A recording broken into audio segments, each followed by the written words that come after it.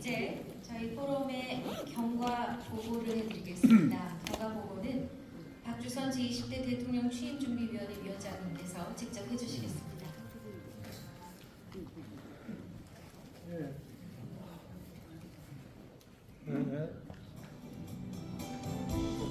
안에 들어오라고.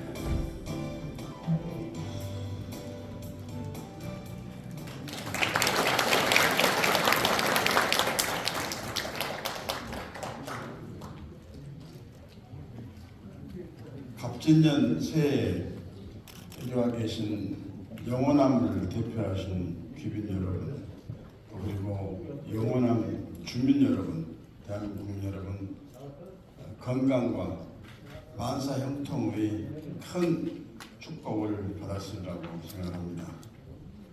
좀 긴장을 풀기 위해서 몇 말씀만 먼저 드리겠습니다. 몇 년 전에 이수성 전 국무총리께서도 참석하시고 전국 의원들이 참석하신 바로 행사가 이 방에 있었는데 저도 정치인 분야를 대표해서 한번 왔었습니다. 왔더니 이수성 총리께서 이 100번 기념관을 지은 사람이 저기 앉아있는 박주선 의원입니다. 그렇게 느닷없이 말씀하신 거예요. 그래서 깜짝 놀라가지고 있었더니 사실 100번 기념관을 지키기 위해서 기념사업회장으로 이수성 전 총리께서 활동을 하고 계실 때 국민 성금을 모금해서 지켰다는 계획을 가지고 계셨지만 국민 성금을 모금하기가 쉽지도 않고 그래서 우리 종잣돈을 만들어야 되지 않겠느냐. 그 종잣돈으로 적어도 부지라도 좀 확보를 하고 나머지 건축 비용은 국민이 성금을 하자 이런 포부를 가지고 계셨던 모양인데 그 종잣돈 마련하기도 좀 쉽지 않았던 모양입니다. 그런데 김대중 대통령께서 조찬 초청을 해가지고 거기 오셔가지고 조찬하고 가신다고 그러면서 제 방에를 들으셨어요. 그래가지고 차마 대통령께는 말씀을 못 드렸는데 당신이 대통령께 김구 선생 기념관을 마련할 계획을 좀 말씀을 드리면서 종잣돈 마련을 좀 말씀을 좀 드려달라. 그래서 말씀하시지 그랬느냐고 그랬더니 차마 말을 못 꺼내겠더라고. 총리 말씀 못 꺼내는데 제가 말씀 꺼낼 수가 있겠습니까? 그랬더니 자네는 대통령께서 신임을 하고 총리에 대한 실세니까 가서 이야기 좀 하라고. 사실 그건 아닙니다만은 그러고 이제 대통령께서 올라가서 총리께서 이런 말씀하실까 했더니 대통령 말씀이 당연히 건국과 독립의 선구적인 역할을 하신 김구 선생 기념관이 없다는 자체가 부끄러운 일인데 그것을 또 국가 예산으로 건축한다는 것도 그것도 좀 부끄러운 일이다. 그래서 국민 성금으로 모금을 해서 하는 것이 맞지 않겠냐 말씀하시면서 하시게 그럴 계획을 했습니다만 다만 적어도 이 기념 사업이 첫 삽을 뜰 수 있는 그런 역할을 대통령께서 좀 해주십시오 했더니 바로 동의를 하시면서 근데 예산안이 정부에서 막바지 편성이 다 됐던 그런 순간이었습니다.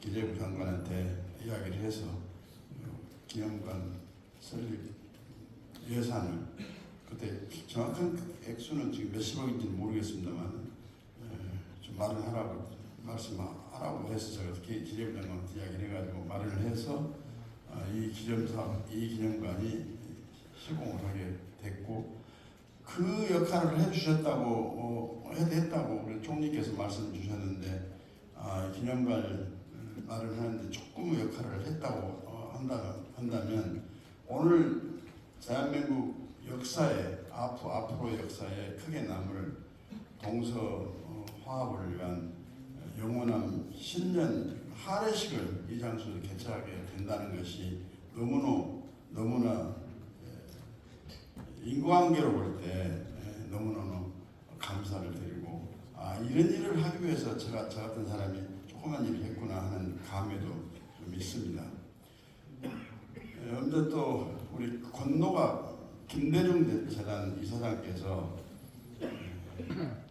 어제 아침까지도 내가 조금 힘들긴 한데 이 행사에 적극 동의를 하고 목적의 취지에 감동하기 때문에 꼭 가서 내가 축사를 하고 우리 김대중 대통령 정신, 우리 박정희 대통령 정신을 통합을 해야 된다 하는 말씀 하겠다고 말씀하셨는데 아침에 목소리가 거의 안 나오실 정도로 상황에 전화를 하셨는데 병원에 독감으로 입원을 해가지고 계시는데 남한테 옮길까도 무섭고 그 의사들이 절대 다중이 모이신 데 가면 안 된다고 그래서 아주 죄송하게 됐다고 미안하게 됐다고 하면서 저한테 말씀 계셔가지고 공석으로 됐습니다.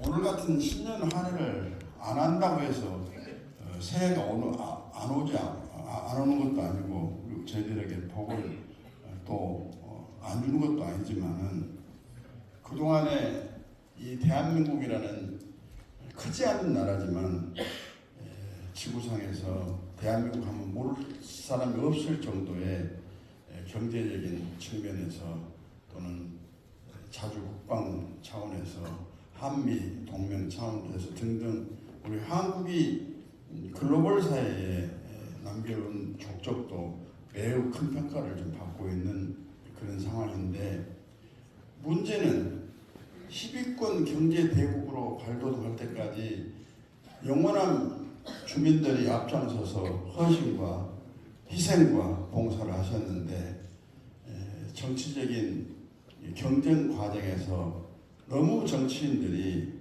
선동과 이용과 또 이런 행위를 해가지고 선량한 우리 주민들이 동서 지역에 사는 것이 무슨 특권도 아니고 무슨 의무도 아니고 자연스럽게 살아왔는데 그것이 지역 감정화 돼가지고 동서 간의 갈등과 반목이 갈수록 좀 심화되고 있는 상황에서 대한민국이 좀 우려스러운 상황이 국민이 갈기갈기 찢어지고 갈라져 있어가지고 힘을 모으고 합해도 부족한 판에 이렇게 돼가지고 우리 대한민국이 국가 안보를 튼튼히 이어갈 수 있겠느냐 또 그리고 갈수록 심화되는 지구상의 경쟁에서 이길 수 있겠느냐 하는 우려를 금할 수가 없었습니다.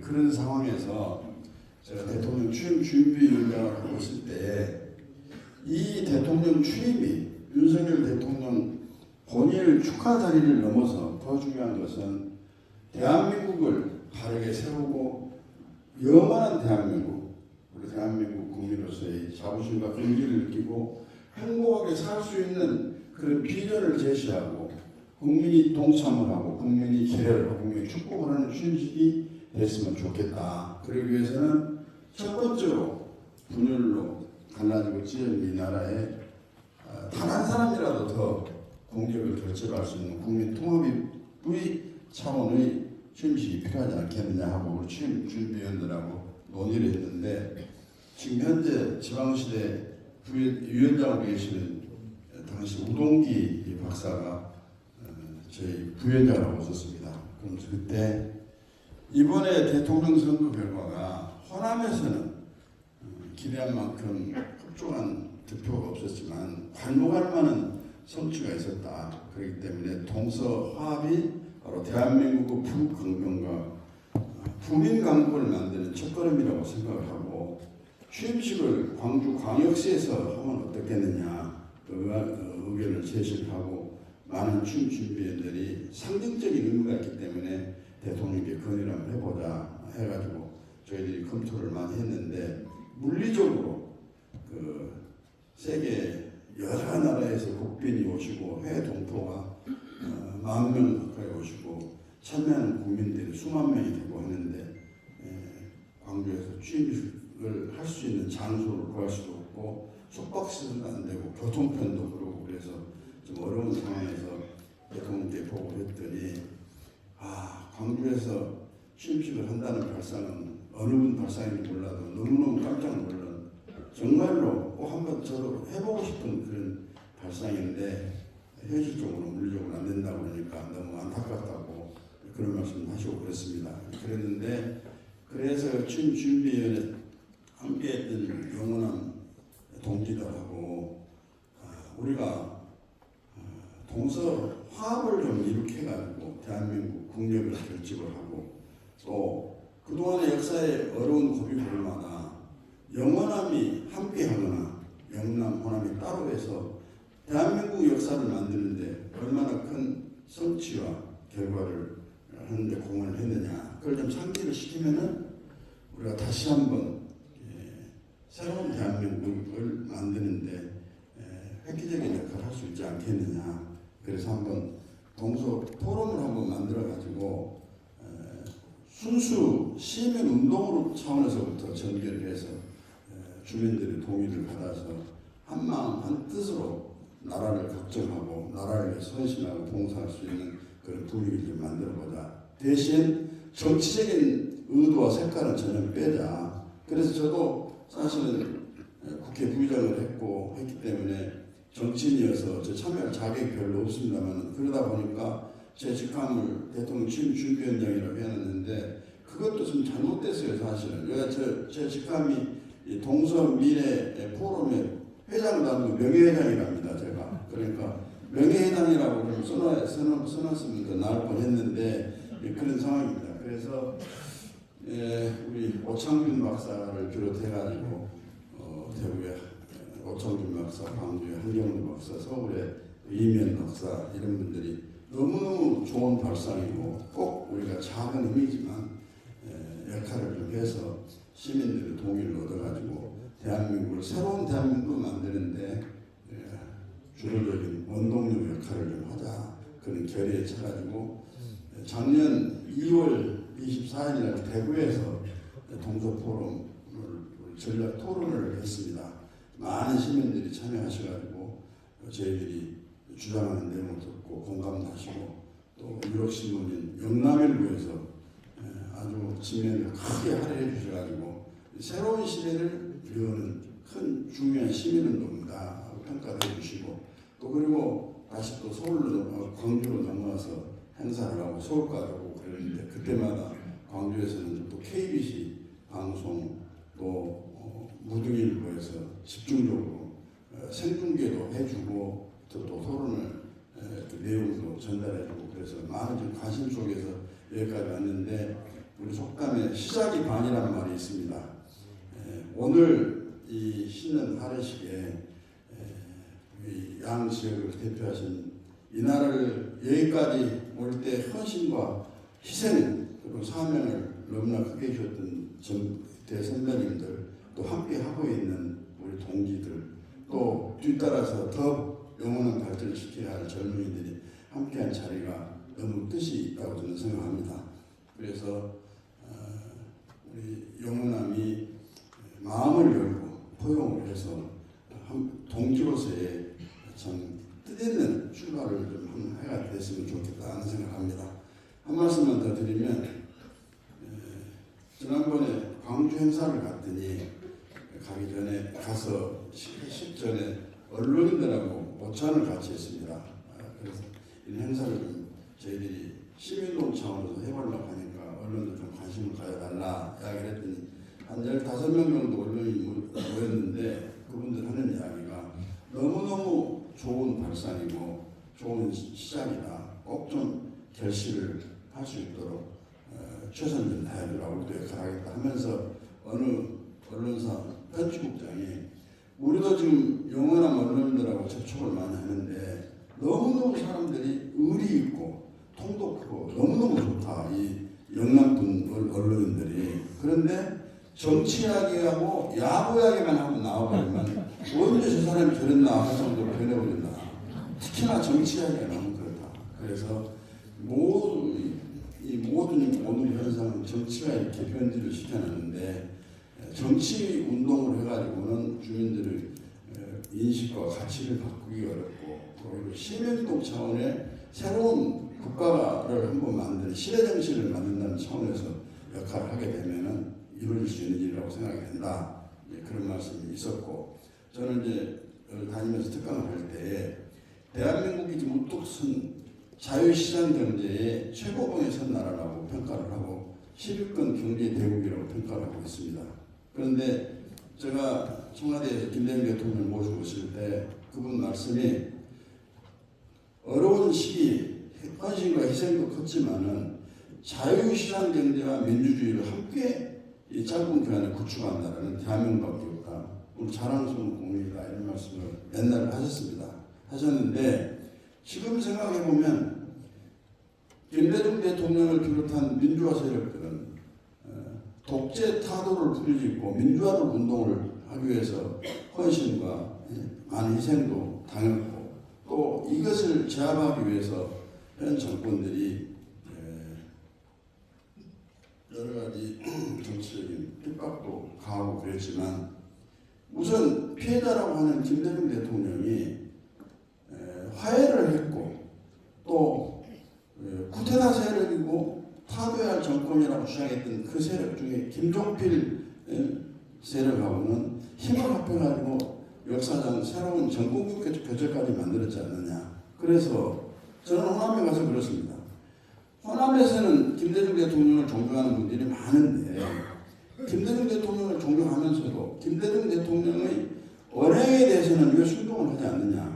본인이 모든 것을 용서하고 화해하고 그리고 포용으로서 한 나라가 쪼개져서는 안 되고 합쳐야 된다고 주장을 했는데 그 정신으로 다시 돌아가자. 그래서 지금은 민주화는 하지만은 민주화도 단계별로 보게 되면 우리가 먹고 살기가 불가능할 정도로 찌르게 가는 순간에 박정희 대통령이 오늘날 우리 경제 부흥의 초석을 깔아가지고 먹고 사는 문제는 해결했지 않았느냐.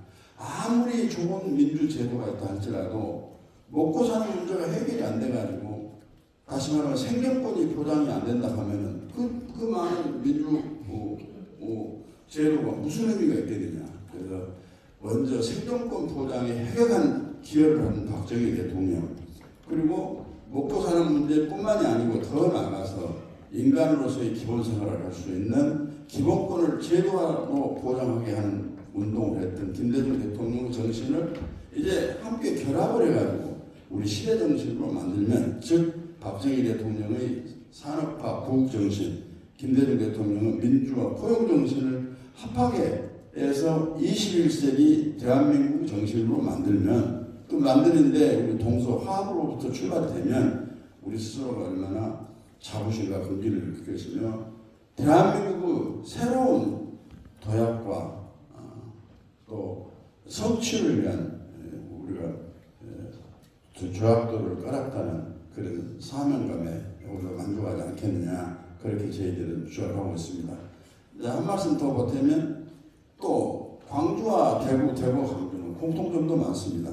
마치 민주화 운동이 광주의 전유 그런 것처럼 이야기를 하지만은 이미 이승만 정권 시대에 2.28 대구 민주화 운동이 민간으로서의 최초 민주화 운동으로 역사에 기록이 되고 자리잡음하고 있는데 그 2.28 민주화 운동과 5.18 민주화 운동 정신을 결합을 해서 큰 민주화 운동의 정신으로 우리 시대에 부각을 시키고 그것을 함께 기념하고 함께 헌정하는 노력을 하게 되면 대한민국 민주화 운동 정신이 세계적인 정신으로 가지 않겠느냐 그렇게 말씀을 드렸더니 오늘 우리 박영석 2.18 기념사업 회장님, 황일봉 5.18 구속 부상사 회장 사실상 제일 큰 단체입니다.